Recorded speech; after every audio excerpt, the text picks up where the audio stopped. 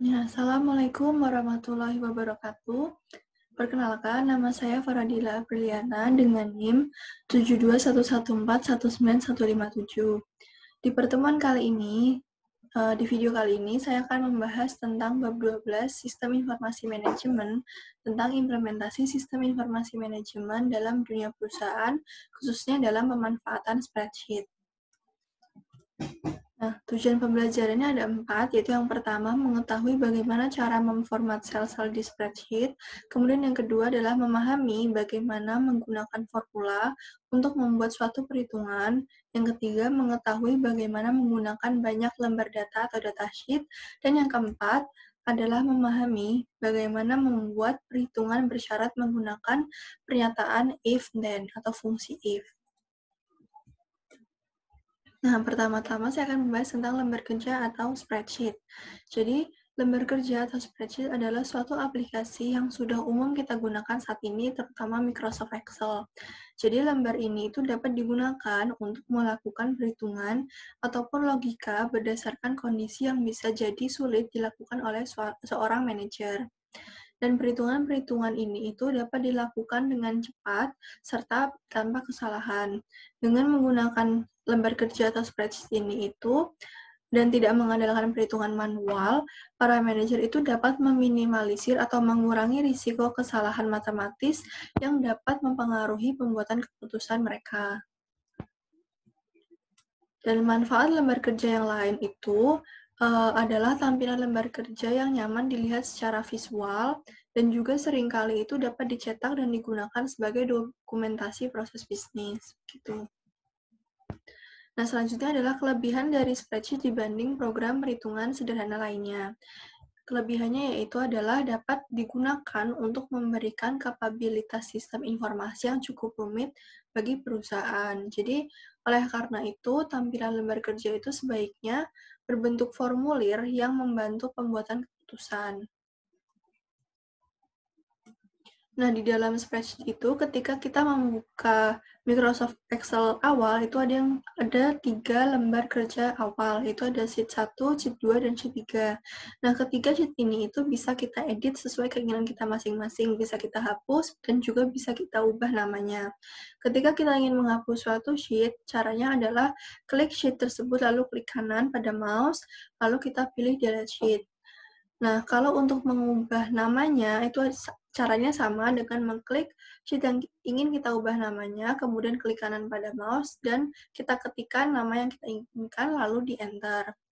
Lalu untuk mengubah mata uang, caranya adalah klik tab home, kemudian cari format cell. Nah, di situ kita bisa mengubah mata uang dari angka yang ingin kita ubah, bisa berupa dolar, bisa berupa rupiah, dan mata uang lainnya. Selain itu, kita juga bisa mengubah formatnya menjadi general, currency, ataupun accounting, date, dan lain-lain. Lalu untuk format font, caranya sama dengan mengklik tab home, dan di bagian font dan juga alignment, dan kita bisa mengedit font sesuai yang kita inginkan. Bisa tulisannya ditebalkan, kemudian dimiringkan, digarisbawahi, dan lain-lain.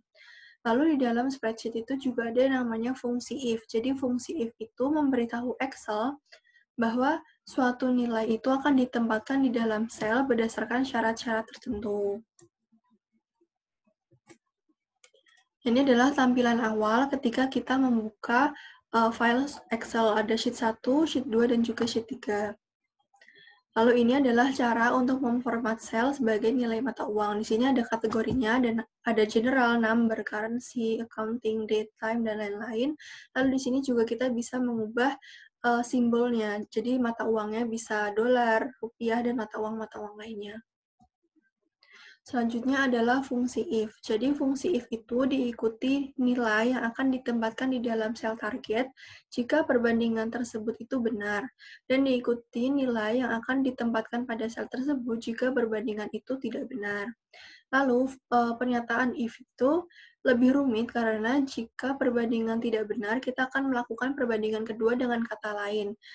Jadi perbandingan if yang kedua. Kemudian jika kedua perbandingan pada rumus if itu tidak benar, maka nilainya akan menjadi 0. Jadi kita harus ulang dari awal. Lalu urutan pernyataan if itu amat sangat penting ketika dua ataupun lebih pernyataan itu tergabung dalam sebuah formula. Jadi pernyataan if itu akan terhenti ketika sebuah perbandingan itu benar. Nah, urutan jadi ketika sudah benar, kita harus mengambil nilai yang terbesar terlebih dahulu, seperti itu. Nah, yang terakhir adalah kesimpulan dari materi ini. Jadi, dengan kita mempelajari spreadsheet atau lembar kerja di Microsoft Excel, kita itu bisa mengetahui gimana sih caranya mengformat sel-sel yang ada di dalam aplikasi ini. Seperti tadi, cara mengubah font, cara mengubah nama sheet, menghapus sheet, menggunakan fungsi if, dan lain-lain. Dan juga dapat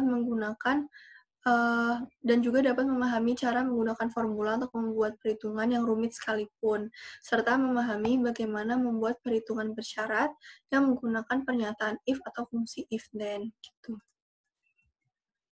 Baik, sekian yang dapat saya sampaikan. Apabila ada kekurangannya, saya mohon maaf. Akhir kata, wassalamualaikum warahmatullahi wabarakatuh. Terima kasih.